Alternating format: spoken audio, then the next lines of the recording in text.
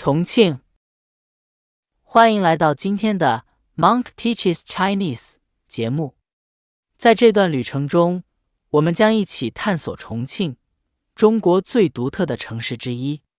这里有陡峭的山城地形、缭绕的江雾、香辣的火锅，以及霓虹闪烁的夜景，共同构成了一幅令人难忘的城市画卷。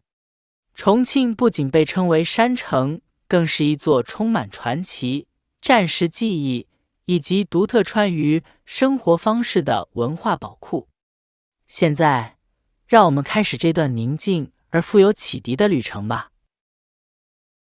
一座建在山上的城市，重庆位于中国西南部，距离成都大约300公里，是一座真正建在山上的城市。这里城区起伏很大，楼房依山而建，道路时高时低，所以重庆又被称为山城。有人说，重庆的道路就像迷宫，一不小心就会走到另一个层高，甚至从1楼走出去，却发现自己在11楼。这就是重庆独特的魅力。两江交汇的城市，重庆坐落在长江与嘉陵江交汇处，江水环绕，让城市常年笼罩在轻雾之中。早晨的薄雾，傍晚的霞光，夜晚的霓虹，让重庆像一幅不断变化的水墨画。站在南山一棵树观景台，你可以看到整个重庆主城被2条大江温柔地拥抱着。重庆的夜景令人惊叹。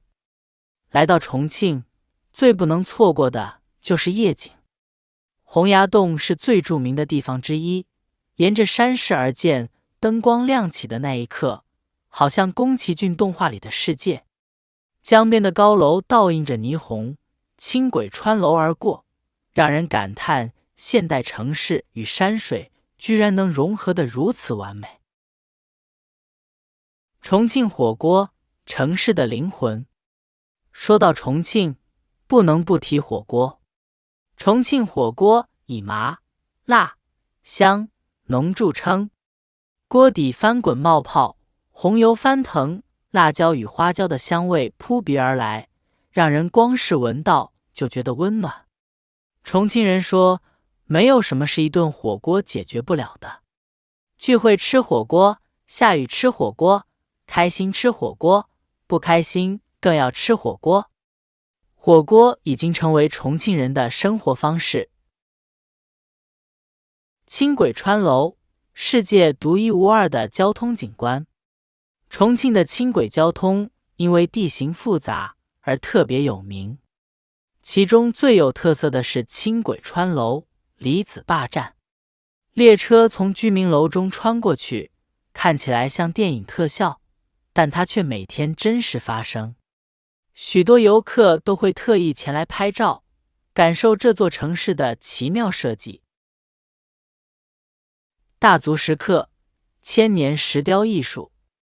重庆不仅现代，也拥有深厚的历史文化。其中，大足石刻是中国石刻艺术的宝库，有1200多年的历史。精美的雕刻记录了佛教故事、生活场景与古代智慧，被认为是世界石刻艺术的巅峰之一，也是世界文化遗产。红岩精神，重庆的抗战记忆。重庆是抗日战争时期的陪都，也就是临时首都。这一段历史在重庆留下了许多纪念地，如红岩村、白公馆。